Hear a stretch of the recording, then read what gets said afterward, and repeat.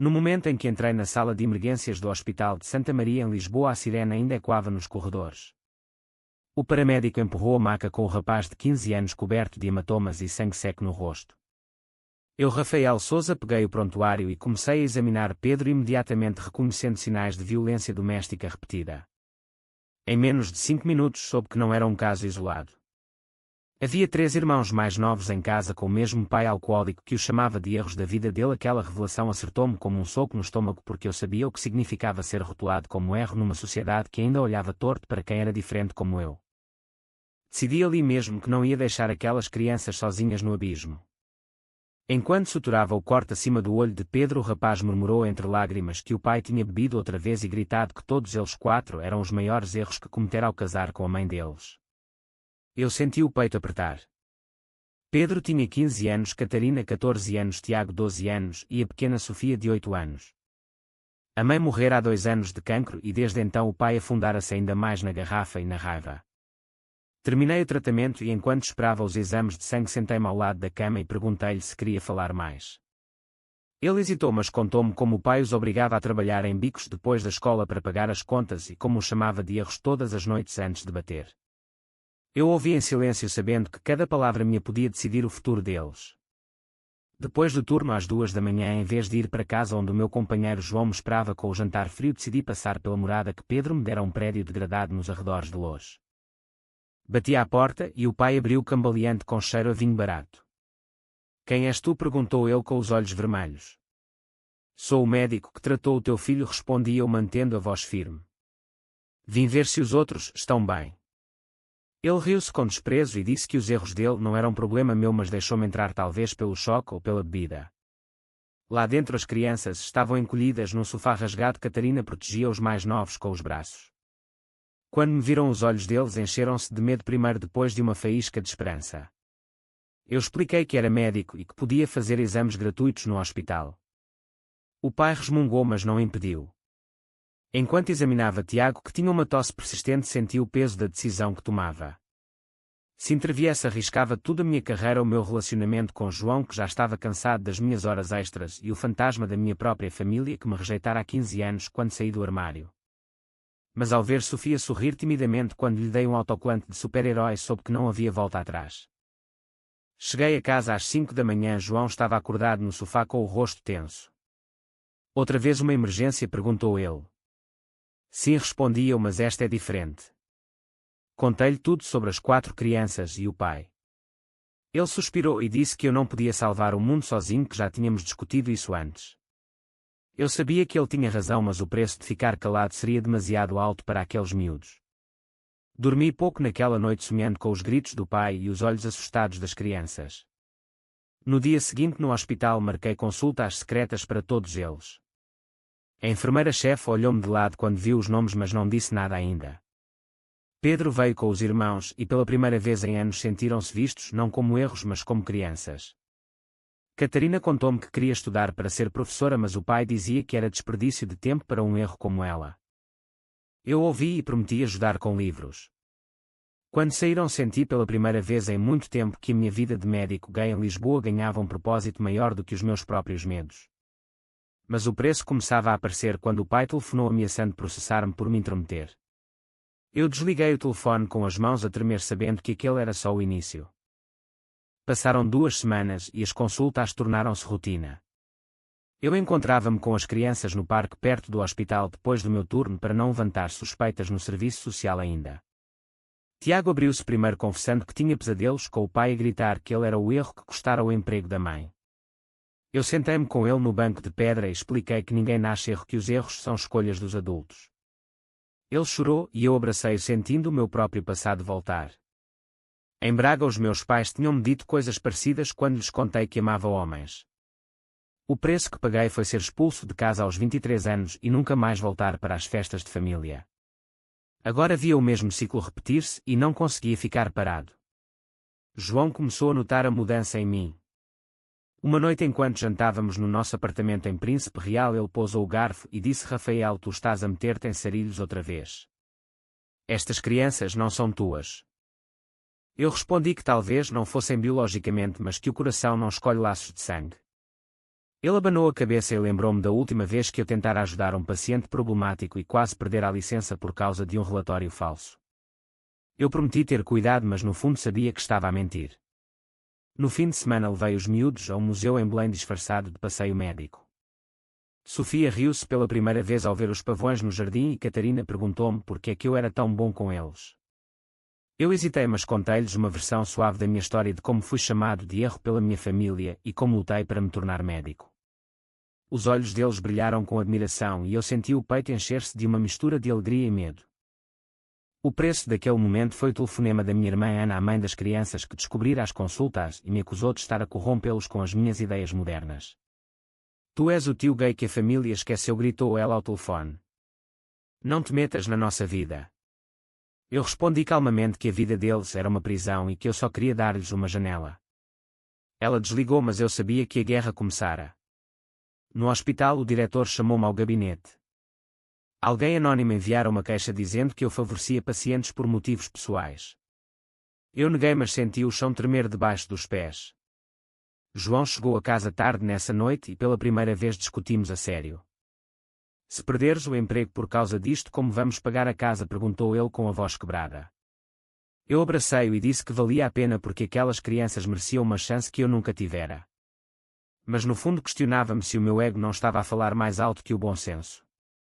Na semana seguinte, o pai das crianças apareceu no hospital bêbado e gritou no corredor que eu era um pervertido a tentar roubar os filhos dele. A segurança expulsou, mas o dano estava feito. Colegas começaram a murmurar e uma enfermeira que eu considerava amiga evitou-me no almoço. Eu voltei para casa com o peso do mundo nos ombros e encontrei João a fazer as malas para passar uns dias na casa da irmã. Preciso de espaço, disse ele. Tu estás a destruir-nos com esta obsessão. Eu não o impedi, sabendo que cada decisão minha tinha um custo. Naquela noite sozinho no apartamento escrevi no meu diário que talvez ser herói significasse perder tudo o que amava. Mas quando recebi uma mensagem de Catarina a dizer que o pai a tinha batido outra vez, soube que não podia parar. O preço da minha escolha estava a subir, mas o preço do silêncio seria as vidas daquelas 4 crianças.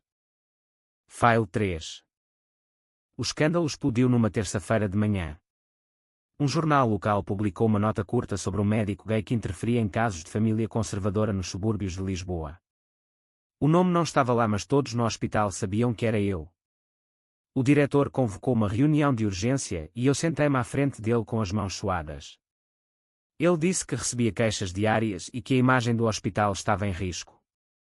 Eu defendi-me explicando os sinais de abuso, mas ele abanou a cabeça e lembrou-me que sem prova concreta eu estava a pisar terreno perigoso. Saí do gabinete com a sensação de que o chão se abria debaixo de mim. Na mesma tarde, a minha irmã Ana apareceu no hospital com o pai das crianças. Eles entraram na minha consulta sem marcar e o pai apontou-me o dedo gritando que eu estava a virar os miúdos contra ele com as minhas ideias de homem com homem. Ana chorava e disse que eu estava a repetir o erro da minha vida ao escolher este caminho.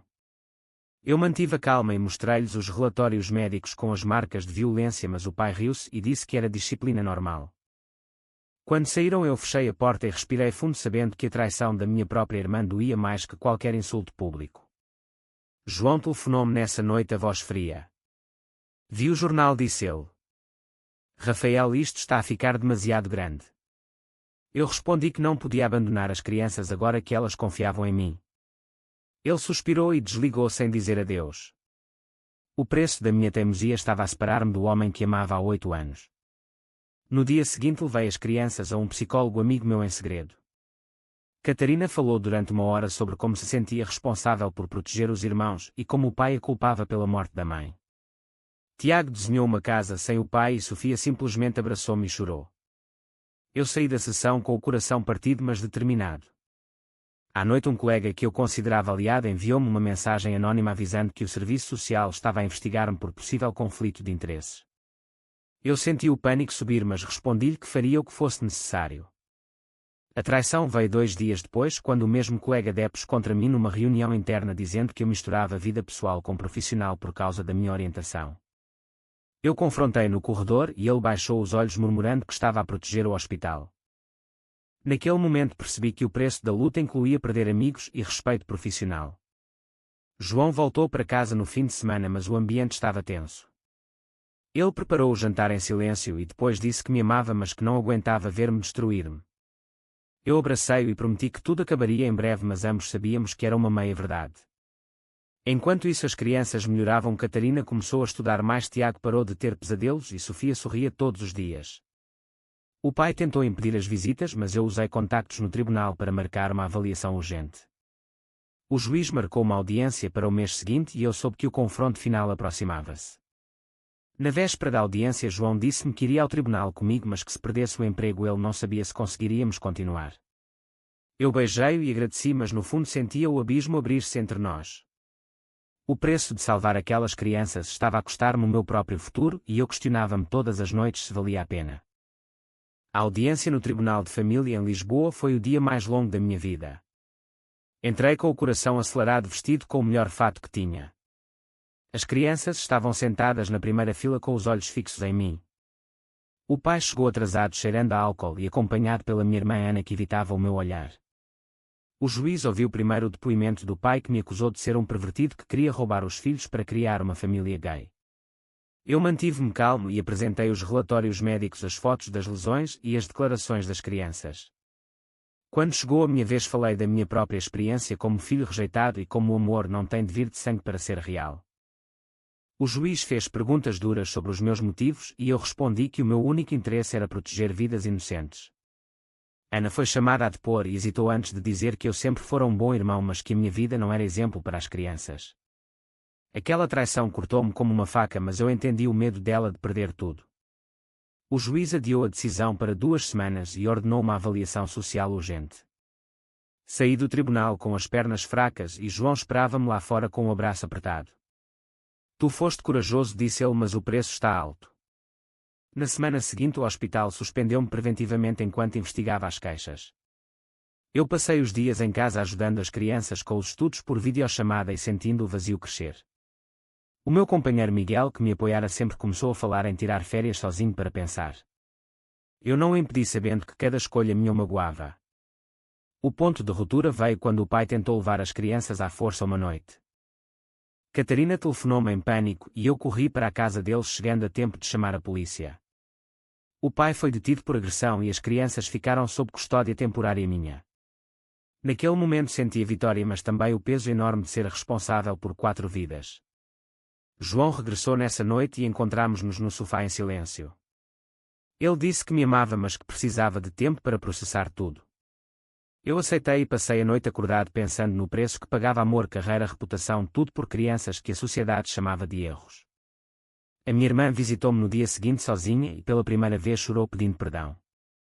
Eu abracei-a, mas disse-lhe que o perdão viria com ações, não só palavras. Ela concordou em testemunhar a favor das crianças na próxima audiência. O preço da minha luta começava a mostrar frutos, mas eu sabia que nada era garantido. As crianças adaptaram-se à minha casa pequena, mas cheia de livros e risos. Tiago começou a tocar guitarra que eu lhe comprei e Sofia desenhava famílias felizes. Catarina ajudava-me na cozinha e falava dos seus sonhos de estudar direito. Eu via neles o reflexo do que eu poderia ter sido se alguém me tivesse estendido a mão há anos. Mas o cansaço pesava e as noites sem João eram longas. No dia da decisão final, o juiz entrou na sala e todos prenderam a respiração. O juiz leu a sentença com voz firme, concedendo-me a guarda temporária das 4 crianças até o pai completar um programa de reabilitação e provar estabilidade.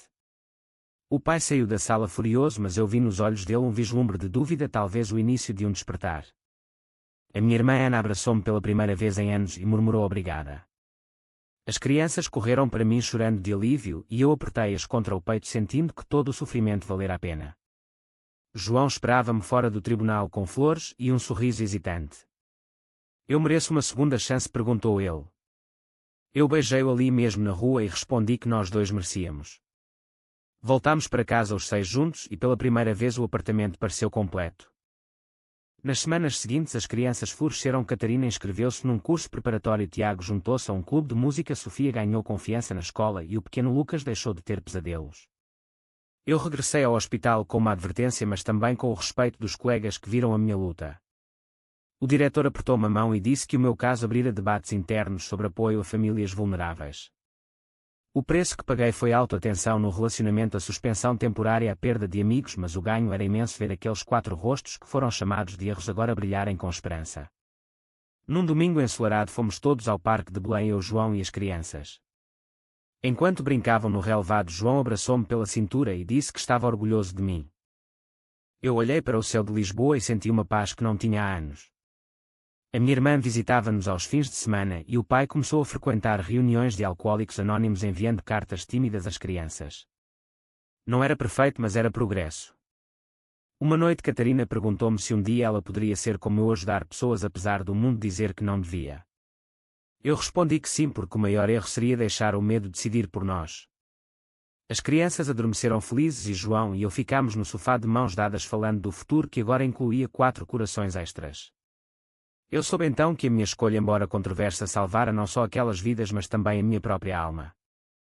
No final de tudo a sociedade ainda sussurrava, mas as vozes das crianças a rir eram mais altas que qualquer preconceito. E enquanto via João ajudar Sofia com os deveres e Tiago mostrar a Catarina uma melodia nova, eu percebi que o amor verdadeiro se constrói nas decisões difíceis e nos preços pagos com coragem.